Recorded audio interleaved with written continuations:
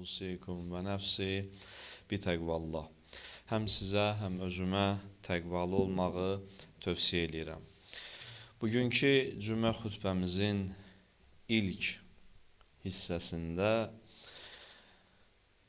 dinə, insanın dininə, onun dini həyatına, mənəvi dünyasına, Allahla olan münasibətinə ən böyük zərər vuran bir şey haqqında danışmaq istəyirəm.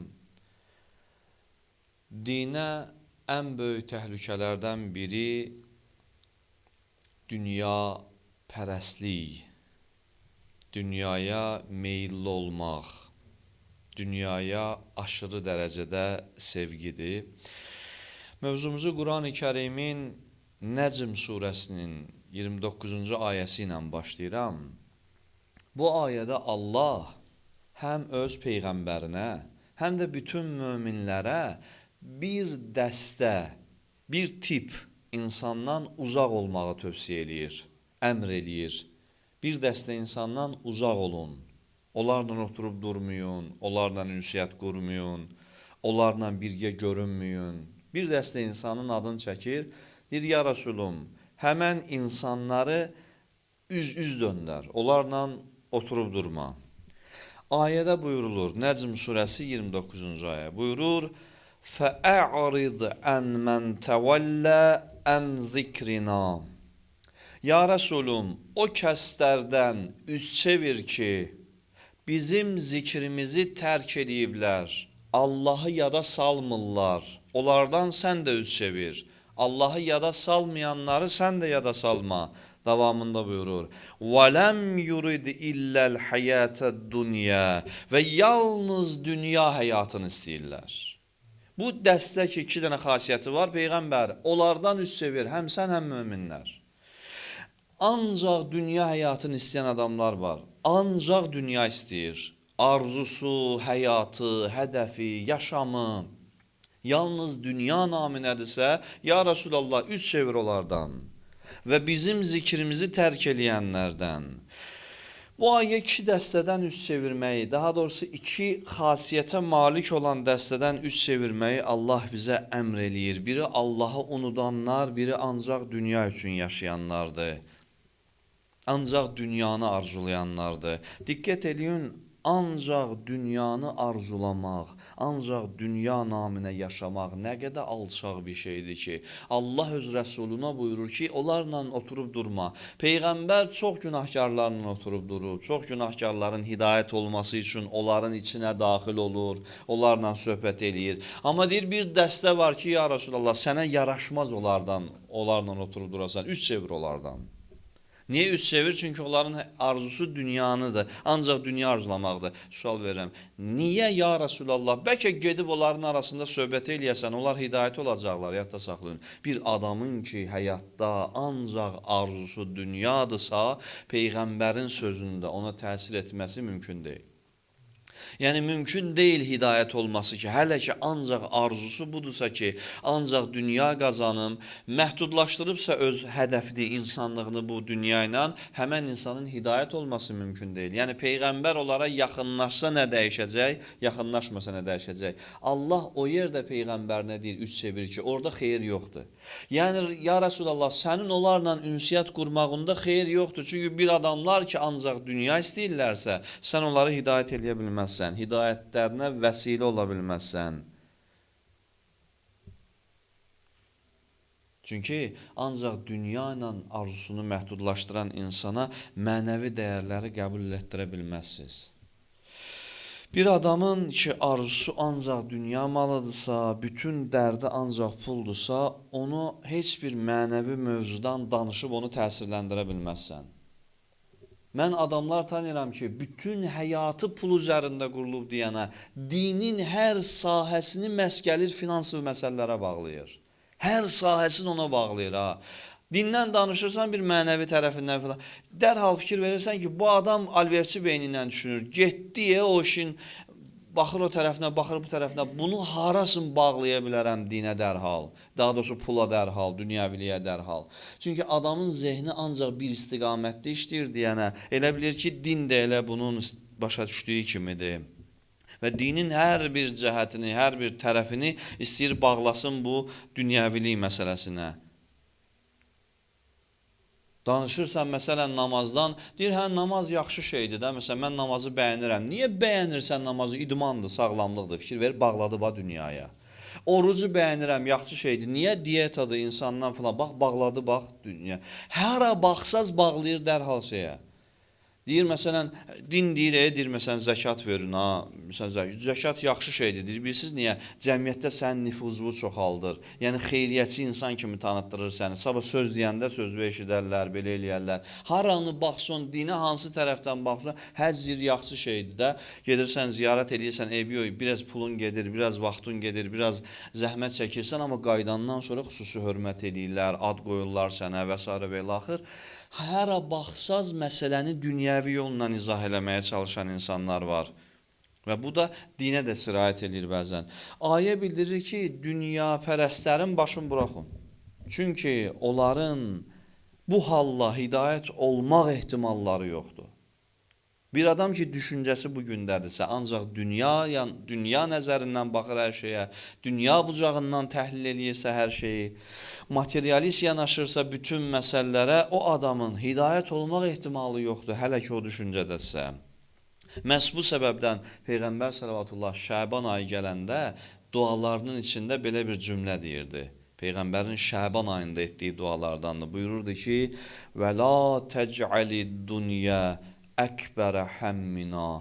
Buyurdu, ilahi, dünyanı zehnimizin ən böyük məşğuliyyəti eləmə. Dünya bizim üçün ən böyük məşğuliyyət olmasın, zehnimizin. Məşğuliyyət olsun, dünyanı qazanmağın da fikrini insan çəkməlidir. Amma ən böyük olmasın, ən vacib olmasın bizim üçün.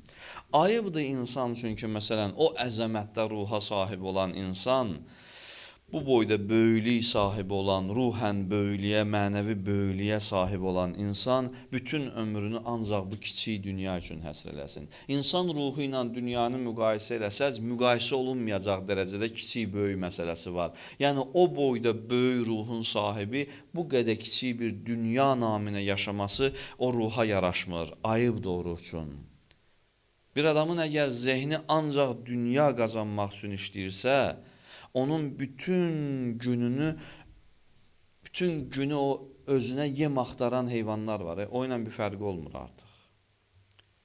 O da həmin məqsədlə yaşayır, insan da həmin məqsədlə yaşayırsa, evindən çıxıb səhərdən axşama özünə yem axtaran heyvanla o insanın bir fərqi qalmır. İnsan üçün böyük nöqsandır ki, ancaq məsələn yemək naminə yaşasın, yemək üçün yaşasın. Ona görə dahilər deyirlər ki,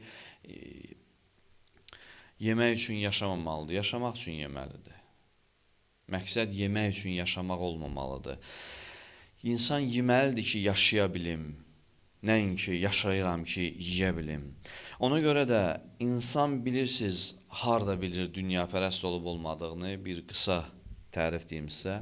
Harda məlum ola bilər bizə ki, biz dünyapərəstik, yoxsa Allahpərəst? Biz hansı dəstədənik? Biz o Peyğəmbərin dediyi Allahın zikrin xatırlayanlardan, daha doğrusu Quran-ı Kərimin dediyi Allahın zikrin edib dünyavi arzulardan üç çevirənlərdənik, yoxsa əksinə Allahın zikrin yaddan çıxardıb ancaq dünyanı düşünənlərik? Bunu necə müəyyən eləmək olur? Harda bilmək olur bunu? Qayda bax budur. Bunu orada bilirsən ki, Allahın əmri ilə dünyəvi nəfsin istəyi toqquşanda hansını seçməyindən asılıdır bu məsələdə tərəffüün təyin olunması. Bir məsələdə Allahın istəyi belədir, nəfsüvün istəyi belədir. Sən hansını seçirsənsə, oradan məlum olur sənin mövqeyin. Allahın əmridir ki, insan içki süfrəsində əyləşməsin. Amma qarın istəyir ki, oturub yesin, içsin. Qarnımın istəyi oturub yeyib içməkdir, 1000 dənə də bəhanə gətirirəm, güya kəndçimdir, inciyər məndən, valla kəndçi dərdi çəkən deyiləm, bunun dərdini çəkirəm. Bu dolsun deyə oturmuşam orada və Allah da istəyir, şəriət də istəyir, Peyğəmbər də buyurur, imam da buyurur ki, olmaz. Bax, mənim həmin anda Allahla qarnım arasında bir seçimdə qalıram. Ya Allah, ya qarnım.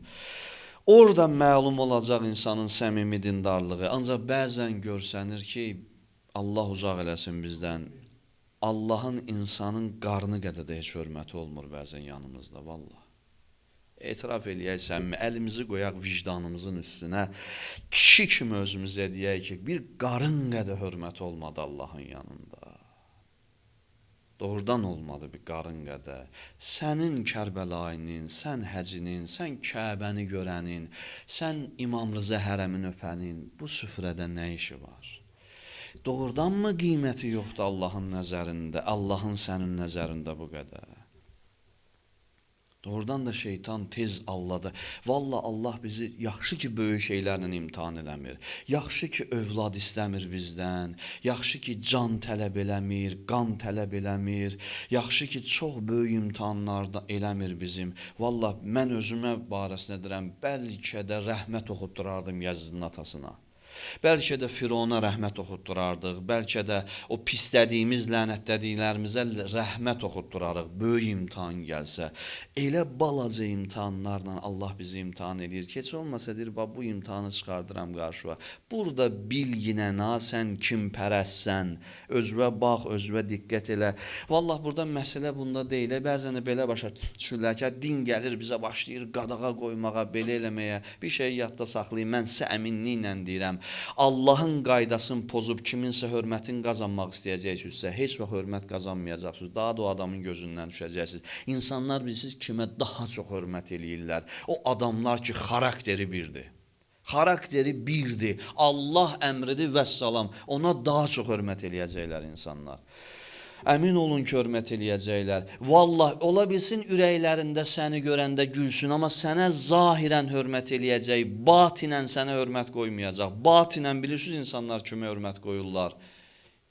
Həqiqətən Allah əmrinə itaat eləyən kişilərə. Onlara həmişə həsəd aparırlar insanlar. Həmişə qibtə edirlər. Onlara həmişə əl çatmaz baxırlar. Baxmayaraq ki, dalları icanda danışa bilərlər, onlara qarşı söz də deyə bilərlər. Amma Allahın əmrini dünyadan üstün tutan insanlar həmişə qəlblərdə xüsusi yer tuturlar. Bu qayda deyə bunun bir başqa tərəfi yoxdur. Mən bunu belə izah eləmək istəyirəm ki, ona görə də diqqətli olmalıyıq ki, hər an dünya bizi bir seçim qarşısında qoyacaq. Ya xuda, ya xurma. Hər ikisini də seçmək. Buyurulur ki, insanın qəlbində Allah iki qəlb yaratmayıb. İnsanın bir qəlbi var. Ya ona verməlisən qəlbi, ya buna verməlisən. Bir ömür də yaşayacaqsan, o bir xusran deyilən bir şey var. Mən izah eləmişdim sizə. Xusran. Xusran bilirsiniz nədir? Yəni boşluq. Xusran yəni ziyan. Quran deyir ki, onlar həm dünyada, həm axirətdə ziyan içində olacaqlar. Kimlərdir bunlar? Həm xudanı istəyir, həm xurmanı. Həm cənnət istəyir, həm də ləzzətindən əl çəkmir. Həm də günahından əl çəkmir. Deyir, onlar həm dünyada bir şey olmayacaq onlara. Həm axirətdə bir şey verilməyəcək. Xusran içində olacaqlar. İnsanın müəyyənləşməlidir insan ki, mən hansı tərəfə gedirəm? Vallahi əmin ola bilərsiniz ki, insan nəyin dalınca daha çox qaçacaqsa, o ondan çox qaçacaq. O ondan aralanacaq. Xasiyyəti Allah qaydanı belə qoyub ki, sən dünyadan qaçsan, dünya sənə tərəf qaçır. Bir qeyri-adi qaydaları var bu aləmin, bu dünyanın.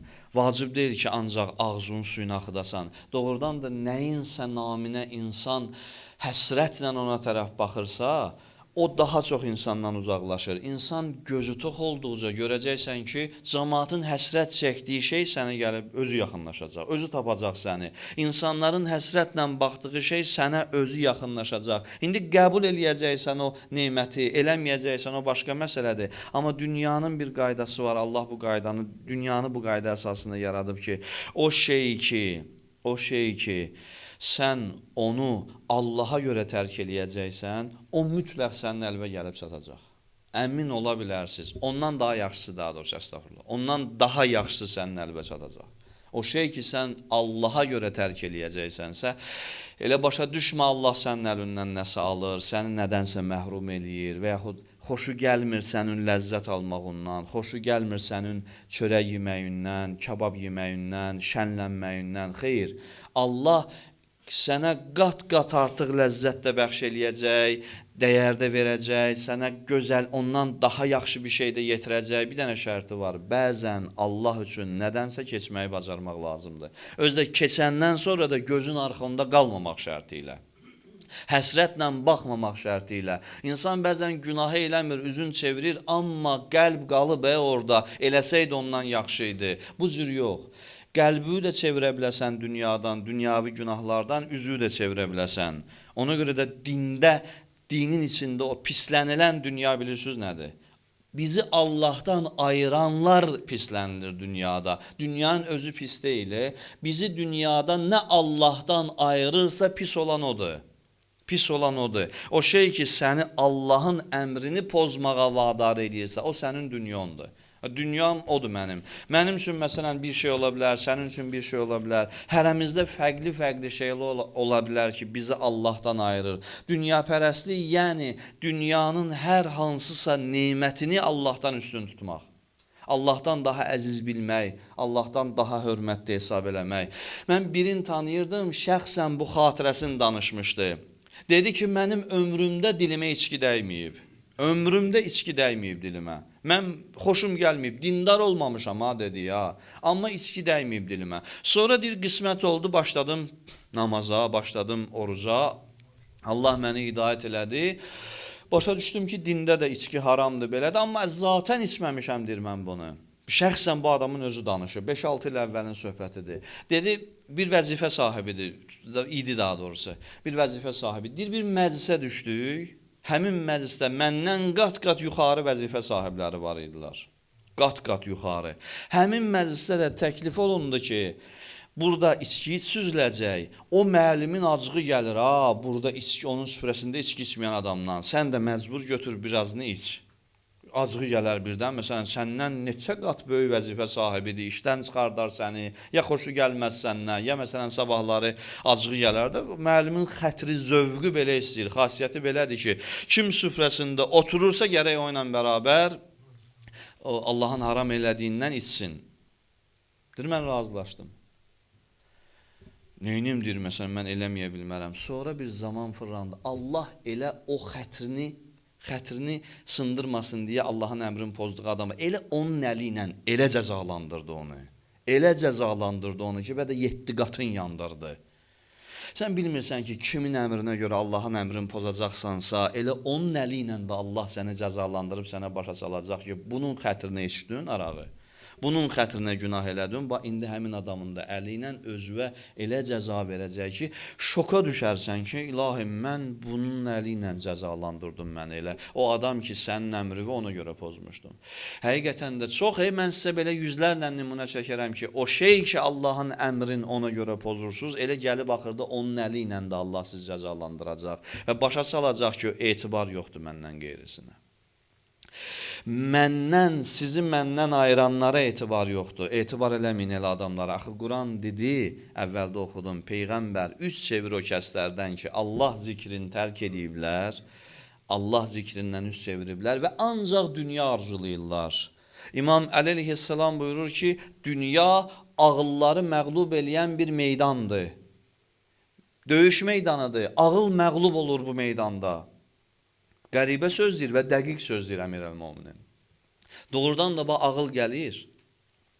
Nəfs ağlın qabağına çıxır. O qədər nəfs ağlın gözün boyamağa çalışır ki, deyir, ki, nə danışsan, sənin burada çörəyin bundan çıxır, belə olar, dost inciyər, tanış inciyər, nə Allah, nə məscid, eybi o gedərsən, tövbə eləyərsən, belə minlərlə nə ağlın qabağına cürəbəcür rəngarəng bəhanələr çıxardır, ağıl məğlub olur ona. Ona görə Əmirəl-Möminin buyurur ki, bura ağlın məğlub olduğu yerdir. Ağlın gücü çatmır, axıra qədər dirənsin nəfsə, desin ki, sən səhvsən. Ona görə də biz bəzən qarşımıza çıxan bir günah eləmirik. Bir dənə günah var, çıxır qabağımıza eləmirik. Amma başqasını eləyirik. Niyə başqasını eləyirik, bunu eləmirik? Və həmişə özünüzə sual verin. Niyə məsələn bu məni günaha salır? Mən heç vaxt oğurluq eləməyəcəyəm məsələn.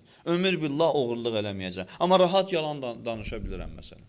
Rahat başqa işi görə bilirəm. Bir günah eləmirəm, başqa günah eləyirəm.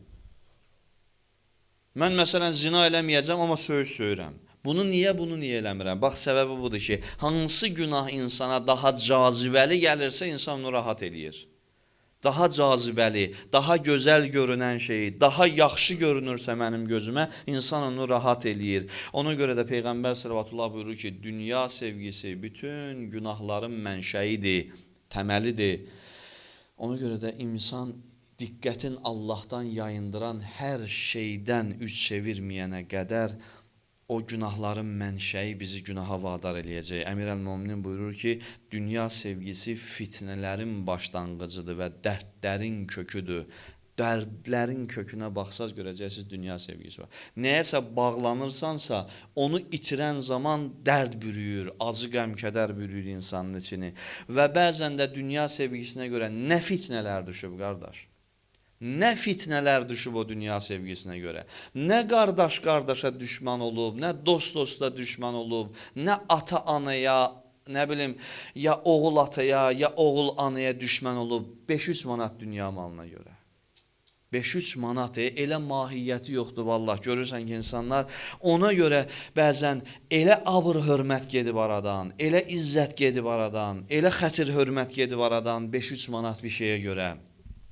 Ona görə insan diqqətli olsun ki, heç nə Allahdan daha önəmli deyil mənim üçün həyatımda. Valla nəyi önəmli biləcəksinizsə Allah bizi tapşıracaq ona və elə onun əli ilə də vurulacaq. O şeylə də elə hörmətsiz olacaq. Və heç vaxt çalışaq var gücümüzlə ki, imkan verməyək ki, dünyaya olan meyl və rəğbət bizim üçün Allahın əmrlərindən daha önəmli olsun. İmam Əli əleyhissalam buyurur ki, qəlbinə dünyanın sevgisini hakim eləyən şəxs öz qarşısında olan aşkar həqiqətləri də görə bilməz. Bir adam ki, dünya tutubsa gözünü, qarşısında nə boyda həqiqət də qoysun, aşkar həqiqət də olsa görə bilməyəcək. İmam Əli əleyhissalam başqa hədisində də buyurur ki, dünyanı sevən adamlardan bədbəxtin görmədim. Sual verdilər, niyə? Niyə onlar bədbəxtdir? Əmir əl-Möminin buyurdu. Çünki sevgisinin ona qalmayacağı bir şeyə həsr edib tükətdiyinə görə. Bir şey ki, sənə qalmayacaq, sən sevgini ona vermisənsə, səndən bədbəxt adam yoxdur. O şey ki, mənimlə getməyəcək, mənim axıra qədər olmayacaq, ona adam sevgi verib tükədər, sevgisini onun üçün xərcləyər, sevgini insan, ağıllı insan ona xərcləyər, xoşbəxt insan, səadətlə dolu olan insan sevgisini o varlığa xərcləyər ki, o daim onunla qalacaq, həmişə onunla olacaq, həmişə onunla olmayacaq bu dünya naminə. Bütün sevgini, diqqətini bura yönətmək ən təhlükəli bir şeydir.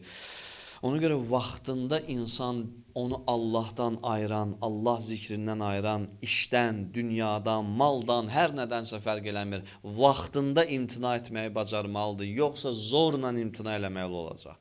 Yoxsa abır gedəndən sonra imtina eləməli olacaq. Yoxsa daha çox ziyan çəkəndən sonra. Onsuz da imtina eləyəcəksən. Amma xusran çəkmədən əvvəl səni Allahdan ayıran hər şeydən özün birinci imtina etməyi bacar. Belə deyil ki, əlindən çıxacaq. Vallah yox. Allah heç kimə borclu qalmır həyatda. Heç kimə borclu qalmır həyatda. Sən Allah üçün bir günah ləzzətindən keç. Mən buradan əminliklə sənə deyirəm. Amma bir dənə şərti var. Qayıdıb günaha ləzzətlə bax. Həsrətlə baxma da. Həsrətlə, fikrin qalmasın günahın yanında. Möhkəm ol, Allah üçün bir günahın ləzzətindən keç. Otur gözlə. Yalan olsa gəlib mənə deyərsən ki, sən yalan danışırsan Peyğəmbər minbərindən. Otur gözlə, Allah ondan daha gözəl ləzzəti, daha gözəl həzzi, daha gözəl xoşbəxtliyi, sevinci mütləq yetirəcək sənə. Mütləq gələcək, özü də elə yerdən gələcək ki, daha keyfiyyətli olacaq, daha izzətli, hörmətli olacaq, nə abrun gedəcək, nə hörmətin gedəcək, nə izzətin gedəcək. Amma bir şərti var ki, keçməyi bacar və həsrətlə də sönüb baxma günaha tərəf, qəlbin qalmasın o günahın yanında. Və İmam Musa Kazım əleyhissalam buyurur ki, dünyanı hər şeydən çox sevən şəxsin qəlbindən axirət qorxusu tamamilə gedər. Belə adamlar axirətdən də qorxmazlar. Ancaq dünyanı hər şeydən çox sevən insan var. Bunlara axirətdən də qorxuda bilmirsən. Dəfələrlə şahid olmuşam, Allah şahiddirəm. Valla bu sözləri kim eşitsəydi, çoxdan namaza başlayardı. Görəm bu niyə başlamır? Nəyi gözləyir məsələn bu qədər bu və yaxud nə qədər sözlər eşitdi, danışdılar buna, axirət, cənnət, cəhənnəm filan oyanmaya. Xeyri yoxdur, təsir eləməyəcək. Nə qədər ki, dünya hələ önəmlidirsə mənim üçün, ancaq dünya naminə yaşayıramsa, mənim üçün o nəsihətlərin heç biri kömək eləməyəcək və axirət qorxusu qəlbimdən çıxacaq. Əmir əl-Möminin əleyhissalam buyurur ki, dünya ilə axirətin misalı şərqlə qərbin misalı kimidir. Birinə daha çox yaxınlaşacaqsansa, o birincisindən o qədər uzaqlaşacaqsan. Dünyaya yaxınlaşsan, axirətdən axirətə yaxınlaşsan, dünya sevgisindən uzaqlaşacaqsan və sonda əleyhissalamın Nəhcül Bəlağədə 281-ci xütbədə, daha doğrusu kəlamda qeyd olunan bir dostundan danışmaq istəyirəm. Əmir əl-Möminin bir dostunu tərif eləyir. İndi siz diqqət eləyin, Əli kimi bir kişi hansı adamı tərif eləyər, necə dostu tərif eləyər və tərif etsə onun hansı xüsusiyyətlərindən danışar. Əmir əl-Möminin buyurur ki, keçmiş zamanlarda mənim Allah yolunda bir qardaşım var idi. Keçmişdə olub belə bir qardaşı. İndi əleyhissalam onun haqqında danışır, onu xatırlayır. Kimdir o qardaş dəqiq bilmirik. Əbazərdir, Osman ibn Məzundur, Miqdaddır, Səlmandır, kimdirsə Allah bilir, Əmir əl-Möminin bilir. Dəqiq heç kim rəy verə bilməz ki, bu hədis kimə aiddir. Amma bilirik ki, belə bir dostu olub əleyhissalamın. Deyir, keçmiş zamanlarda mənim Allah yolunda bir qardaşım var idi. Dünya onun gözündə çox kiçik idi. Buna görə də o mənim gözümdə çox böyük idi. Dünya onun gözündə kiçik olduğuna görə o da mənim gözümdə çox böyük idi. Və davamında buyurur, deyərsən ki, adam da dostunu belə tərif eləyər, bəli eləyər, çünki çox vacib məsələdir. Buyurur, qarnı ona hakim deyildi. Sözə baxın, bir kişinin qarnı ona hakim deyilsə çox böyük adamdır, bu sizə zarafat gəlməsin. Balaca gəlməsin. Qarnı ona hakim deyildi. Yəni, nəfsi ona hakim deyildi. O nəfsinə hakim idi. Biraz tərif eləyir onu. Nəhayətdə belə bir söz deyir ki, deyir, əgər qəflətən ona iki iş üz tutsaydı, iki dənə iş üz tutub, ya bunu eləməliyəm, ya bunu eləməliyəm. İndi diqqətli olun. Əleyhissalam tərifin verir məsələnin. Buyurur, əgər qəflətən ona iki iş üz tutsaydı, onlardan hansının nəfsi istəyinə yaxın olmasına baxardı və ona qarşı çıxardı. Qaydanı gördünüz? Mənim qabağıma iki istək çıxıb, nəfsim hansını istəyir? Bunu, o ona qarşı çıxardı. Nəfsinin istədiyini eləməzdi. İki iş qabağına çıxanda ya etməlisən, ya etməməlisən və yaxud da ya bunu eləməlisən, ya bunu eləməlisən, ya oturmalısan, ya durmalısan, ya yeməlisən, ya yeməməlisən. Hansını daha çox istəyirsə nəfsi ona qarşı çıxardı. Fikir verin, əleyhissalamın öz dostunu, öz qardaşının etdiyi tərifindəki istifadə elədiyi cümlələrə. Dünya onun gözündə kiçik idi deyə, o mənim gözümdə böyük idi. İndi təsəvvür eləyin, Əli kimi kişilərin gözündə böyük olan adamlar görün necə adamlardır. Deməli, Əhl-i Beytin gözündə hörməti yoxdur o adamın ki, qarnı ona hakimdir. Deməli, Əhl-i Beyt bu adamı hörmət eləmir. Bunun tərsini düşünək. Yəni, bir adamı ki, dünyəvi ehtirasları idarə eləyirsə, o adamın, əleyhissalamın yanında hörməti yoxdur. Əleyhissalam elə kişiyə hörmət eləmir və yaxud elə xanımı hörmət eləmir. Əleyhissalamın hörmət elədiyi adam budur ki, heç vaxt nəfsani istəkləri ona hakim olmasın, rahat keçə bilsin. Sonda deyim ki, din bizə öyrədir ki, insan qiymətində bir varlıq dünyanın dalınca sürünməməlidir. Dünyanı istəmək başqa şeydir, ancaq dünyanı istəmək başqa şeydir. Ya, bunları qarışdırmayaq. Mən demirəm dünya istənilməməlidir. Dünyanı istəmək lazımdır da, amma ancaq dünyanı istəmək olmaz və yaxud da onun dalınca sürünməmək lazımdır. İnsan dünya üçün ağzının suyunu axıtmamalıdır, bu qədər məsələ. İnsan bir şey arzulasın, bu məndə olsun, amma baxanda belə həsrətlə baxasan, ağzın suyu axsın və az qala bu düşüncədə olasan ki, mən hər şey eləyərəm, bu mənə çatsın, bu mənim olsun. Onda təhlükəlidir, şeytan pusqudadır. Baxır sənin arzuva, görür ki, sən nəyi çox arzulayırsan və nəyə çatmaq üçün hər şey etməyə razısan, həmin o şeylə vurar belvi yerə. Heç vaxt şeytana açıq verməyin. Öz zəif yerinizi göstərməyin. Ümumiyyətlə çalışın zəif yeri göstərmək bir kənara, zəif yer olmasın insanda. Şeytan məsələn baxır görür ki, mən bu şeydən keçə bilmirəm. Misal üçün mən də günah adı çəkmirəm. Mənim üçün zəif yer budur. Mənim qabağıma bunu qoy, nə olur olsun, oğurluq elə qoy, haram ye qoy, rüşvət al qoy, nə qoyursan qoy. Bunu qoy, mən onu yeyəcəyəm. Şeytan onu bildi axı, vəssalam. Dəqiqə başı qabağıma onu çıxardacaq. Dəqiqə başı ya, kəndçimin əli ilə çıxardacaq, dostumun əli ilə çıxardacaq, yoldaşımın əli ilə çıxardacaq. Elə baxacam ki, düzlüyə dövrəmə, həmin o günahı düzəcək dövrəmə. Ona görə də insan o şeydən qorxmalıdır ki, o şey onu Allahdan ayıracaq və insan dünya üçün ağzının suyunu axıtmamalıdır. Yəni, ən böyük arzusu dünyada heç nə eləməməlisən, heç nə eləmə. Məsələn, belə bir xarakter var insanlarda. İnsan bir gözəllik qarşısında heyrətlənə bilər. Məsəl üçün, bir gözəl bir mənzərə çıxır qabağına. Ya gözəl bir iş, ya gözəl bir insan. Nəfsin gözü ilə baxırsan, səni heyran eləyir özünə. Deyirsən, gözəldir bu şey. Bu maşın gözəldir, bu gözəldir, bu ev gözəldir, bu bağ-bağat gözəldir, bu imarət gözəldir.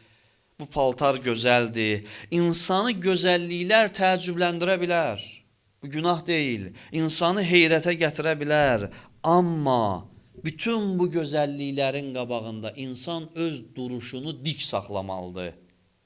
Gözəllik səni əyə bilməməlidir. Bu qədər məsələdir sadə. Önəmli olan budur. Dünyanın gözəlliyi səni heyrətə gətirsin, təəccüblən, bax, düşün. Amma əyilməmək şərti ilə qabağında. İndi sonda deyirəm, biz niyə səcdəyə gedirik namazda? Məhz səcdədə, məhz rukuda deyirik, Subhanallah. İlahi, sən gözəlsən, sən paksan, sən bütün eyb və nöqsanlardan uzaqsan. Niyə məhz səcdədə və rukuda Subhanallah? Yəni, ilahi, mən başqa gözəllikləri gördüm, əyilmədim. Yalnız sənin kimi gözəlin qabağında əyilərəm. Bunun mənası budur, bir mənası. İnsan başa salmalıdır, özünə təlqin eləməlidir ki, ancaq Allahın gözəlliyinin qabağında səcdə etməlisən. Bilsən niyə? Çünki bütün gözəllikləri yaradan odur. Yaranmış gözəlliyin yox, yaradan gözəlliyin qabağında səcdə elə. Yaradan gözəlliyə pərəstiş elə. Dünyanın gözəlliyini yaradan odur. Dünyanın gözəlliyinə yox, onu yaradanın gözəlliyinə pərəstiş elə. Onun yaradanına diqqət elə. Əgər bu dünyanı belə gözəl yaradıbsa, həmin yaradandır sənə deyir ki, buradakına görə məndən uzaq düşmə. Sənin üçün daha gözəlin hazırlamışam ki, ağlından keçməyən şeylər var orada. İnan da Allaha. Allah səni məhrum eləmək istəmir axı. Nə səni, nə məni məhrum qoymaq istəmir axı. Allah deyir, burada görmədiyin və ağlından keçməyən şeylər var. Sən də deyirsən ki, soğan olsun, nəqd olsun. Yi o acı soğanı, yi axıra qədər. Axırda görəcəksən ki, ağzından gələn iyiyə görə dost da səndən üç çevirib, düşmən də üç çevirib. Soğan olsun, nəqd olsun, yi. Yi. Mədön də xarab olacaq, ağzından da iyi gələcək, bir dad da görməyəcəksən, axırda həsrətlə də dünyadan köçəcəksən. 2 gün səbr eləyərdin, kebab çəkib yatırırdılar.